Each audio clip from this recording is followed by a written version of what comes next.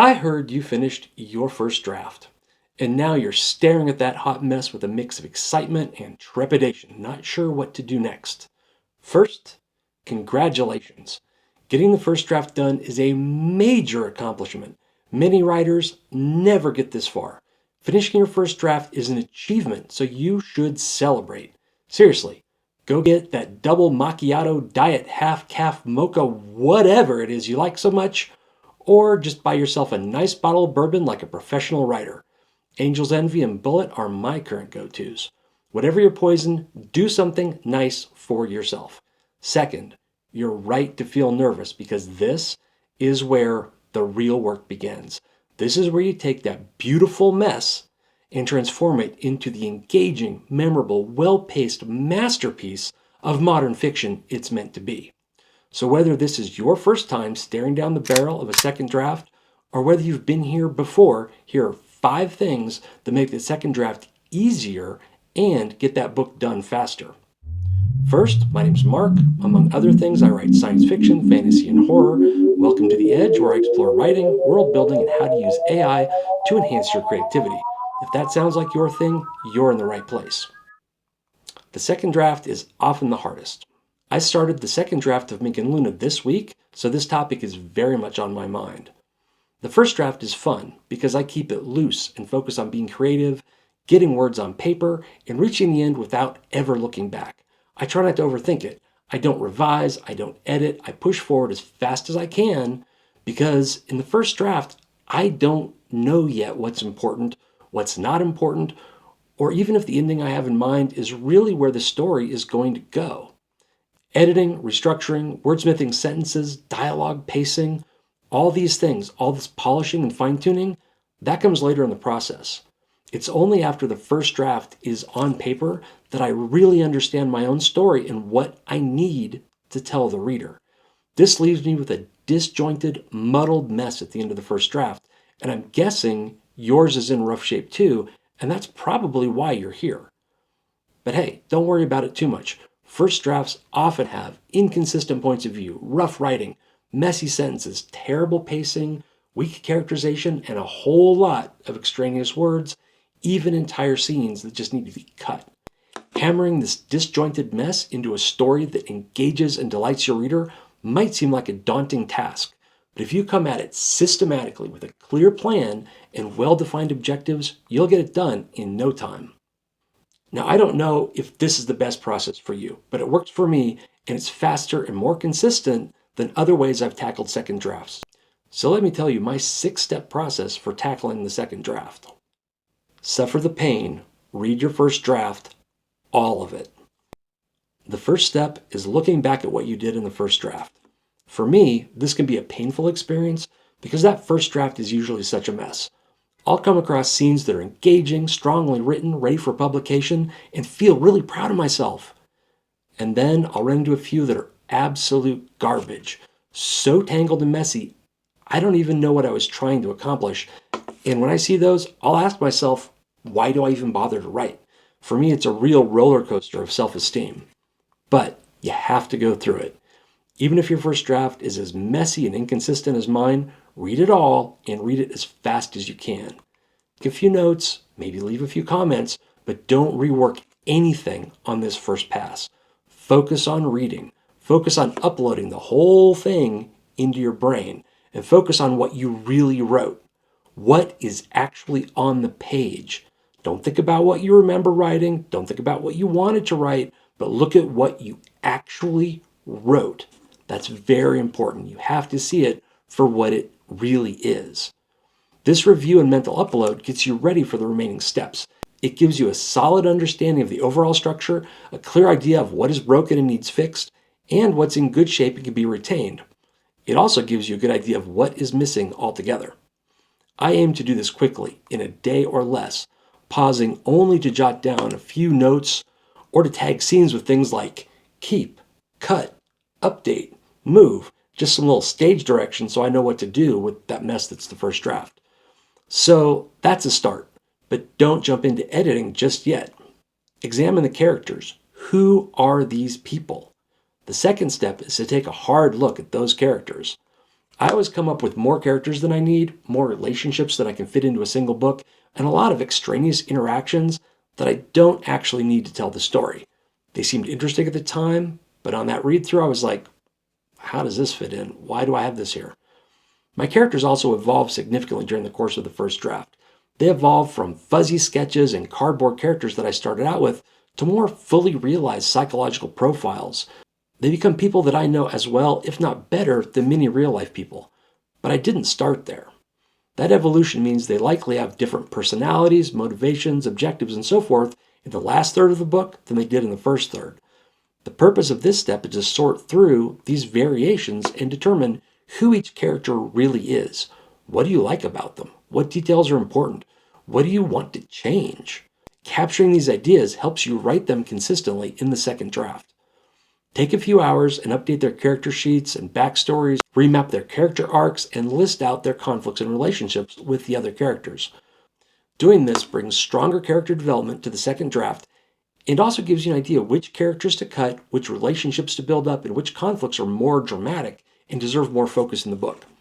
Once I'm happy with the characters, I move on to the third step. And no, it is not time to start revising yet.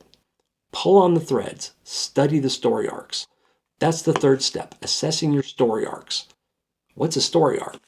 Any storylines, themes, character arcs, A story, B story, whatever happened to that guy from page 7, how the mystery is solved, and so forth. All of these things are story arcs.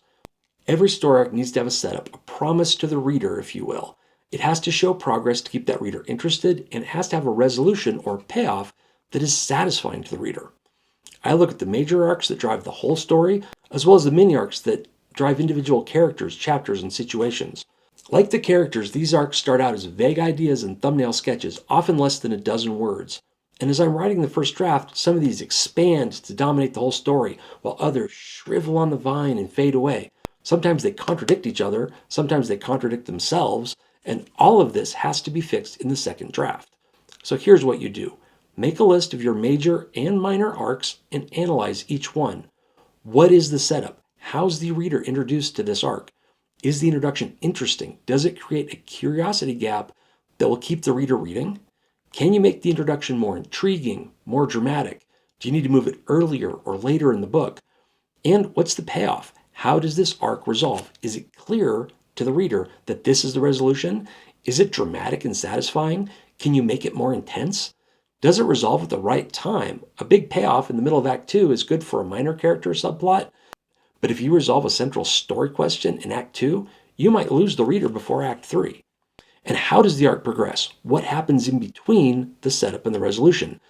Do these things happen fast enough? Does it make sense? Will it keep the reader interested? Does it keep them thinking about this arc, thinking about this story question, how it's going to turn out? Fix all of this and know how each arc needs to play out so you can nail it in the second draft. And all those arcs that faded out, that withered on the vine, if they're important to the story you're going to tell, work out how to fix them. Make them more prominent. Identify scenes and situations to keep them moving. Decide where and how to pay them off. And if they're not important, cut them. Cut everything to do with them, every reference to them. Just get them out of there. Cut everything that is not central to your story.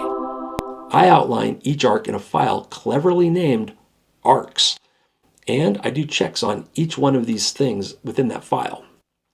During this process, I'm often bouncing back and forth between my arcs file and my first draft manuscript, checking things, adding notes, but I'm not writing the second draft yet. Doing this helps me identify and list out the things I need to fix in order to make sure the reader understands and engages with each interrelated arc that makes up the novel. And once you've done this, it's still not time to write. There are 2 more steps to make sure your second draft is going to go as smoothly as possible. Catalog the world. It's your job to make it make sense. The 4th step, which is especially important in genre fiction like science fiction and fantasy, is to step back and look at the world building. Even for contemporary settings, getting the location and cultural facts right is critical to maintaining the reader's suspension of disbelief. This step is all about checking for consistency, clarifying details that may have been fuzzy, and working out inconsistencies and incongruities that will confuse your reader or pull them out of the story altogether. Look at the geography, cultural references, history, organizations, portrayal of magic and technology. All of those kind of things that form the backdrop against which the story takes place need to be consistent. You need to nail them. But this step is not about fixing it. You're not writing yet. No, what you need to do is catalog these and organize important world building details so you know what they're supposed to be and can quickly look up those details as you write your second draft. It's also the step where you look at contradictions and inconsistencies and decide which way you want to go. Does the magic come from the heart or from burning the mana of Glibglob crystals? Pick one because they don't fit together. Only go with one and focus on that one in your second draft. I'll also flag certain kinds of things for removal or repair. Note things I need to introduce earlier or that have dependencies on each other, things that need to be more prominently shown to the reader, and things that need to be explained more clearly. Because it's my world, I understand it, the reader does not, and I've got to pull them in there and keep it consistent for them so it makes sense. I put these details in a world building dictionary, and during this process, I make updates to the dictionary so it has the latest and greatest info, and I'll add notes in my manuscript if there are things I need to address. But I'm not writing that second draft yet because there's one more step, and it is the most important one. Outline the second draft. Here we are, step 5. Are you writing this down? Are you? You're right, you don't need to do that. Just watch the video again if you forget something. With your novel uploaded to your brain, your characters worked out, the story arcs mapped out, and your world building nailed down, it's time to outline your second draft. I start cold, a blank piece of paper. Well, a blank Word document. And I write a new outline from scratch that's more coherent, more detailed, and more specific than my first draft outline. I do this because I don't want to carry over any mistakes or garbage I forgot to cut, and because my second draft outline is structured differently and serves a different purpose than my first draft outline. My first draft outline is generally nothing more than a long, bulleted OneNote list. Its main purpose is to capture my brainstorming and guide my day-to-day writing without constraining it. This first draft outline breaks the story into arcs, but not usually into specific chapters, almost never into scenes, and it doesn't include things like hooks, cliffhangers, scene and sequel setup, or other procedural or structural elements of the writing. But I want all of this in my second draft. So whatever your process, I suggest you put together an outline specific to your second draft and use it to capture all the characters, arcs, world building, and other elements your story needs. I use a specific scene template and break out everything into chapters and scenes. At the outline level, I address pacing, point of view changes, placement of key plot and character beats, make sure I understand the underlying conflicts and objectives of the characters in the scene, and plan out cliffhangers and sequels to keep pulling the reader forward. Here's my template. If you don't have one, try this and see how you like it. And I don't know which side it's going to be on. I haven't edited this yet. This template has point of view. Hopefully you understand what this is. If not, how did you finish your first draft? It has the setting where the principal action takes place and any notes about the place or atmosphere that I need to focus on, such as, is it on fire? Is it filling with smoke? Are the lights flickering? Is it dark and creepy? Is it ominous? And the purpose. What is this scene about? Why is it here? A hook. I try to have a banger, some kind of startling new information, a major change in circumstance, or some other hook at the beginning of the scene to draw the reader forward. A cliffhanger. I try to end scenes early. And when I can, I'll open a curiosity gap by revealing something really interesting and then making the reader wait. And I make sure to mix this up so I'm not repeating the same structure 3 or 4 scenes in a row. Conflict. Who wants what from who? Or who is trying to prevent who from doing what? I put these kind of notes, just a sentence or two, to make sure I keep it focused, and then when I'm editing and revising that scene, I can really focus in on that core conflict and make it pop. Story questions or goals. This ties back into the arcs. What arcs need to be addressed here? What parts of those arcs happen in this particular scene? And sometimes, depending on whether it's a major arc, I might actually color code those so I can quickly skim through my outline and see where I'm hitting certain beats of a major arc. Scene summary. This is a bulleted sequence of what happens in the scene. If my first draft was pretty good for this scene, I'll often just leave this blank. But if it's a new scene or something I'm highly revising, I'll make sure I know the major beats of the scene before writing it. And then sequel. There isn't always a sequel, but sometimes I really need a character to process an event, react to a new bit of information, or plan their next big move. My sequels usually happen at the beginning of the next scene, but sometimes there'll be a moment where the character shares something with the reader before we move on to the next scene. So by structuring my outline scene by scene, chapter by chapter, I'm nailing down both what story I'm telling and how I'm going to tell it. Much of this was worked out in the first draft, but the second draft aims to organize it, crystallize the structure, cut out all the fluff, and tell the story the most engaging way I know how. And I don't know how many of you face this particular challenge, but my writing time is highly constrained. I have a 45 to 50 hour a week day job, a YouTube channel, a family, a bit of a social life. So when I get that hour or two of daily writing time, I have to hit it hard. And I don't have time to waffle about what to work on next or float around deciding what I feel like writing. I need a detailed blueprint for my second draft so I can work through it start to finish, scene by scene, writing the bits that are missing, revising the bits that are there from the first draft, and mercilessly cutting everything that does not fit my vision for this book. Without that detailed outline, I have to hit it hard, and I don't have time to waffle about what to work on next or working around deciding what I feel like writing. That might not need that detailed blueprint for my second draft, so I try to make sure I've got it start crisp outline to finish, scene by scene, detailed outlines that are missing me so much. I highly recommend you try it. But hey, you do you, and if you have a different way you like to approach a second draft, tell us about it. We're all here to learn, and the best ideas are the ones worth sharing. So now you've completed step 5. Can you start writing yet? Well, writing your second draft is step 6, so I suppose you could jump into that.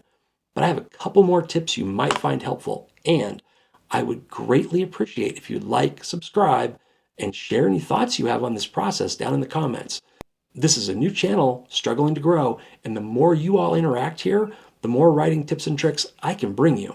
So here's a couple more tips for the second draft. Do this part as quickly as possible. Go from your read through to a finished outline as fast as you can. This ensures all the pertinent information is fresh in your mind.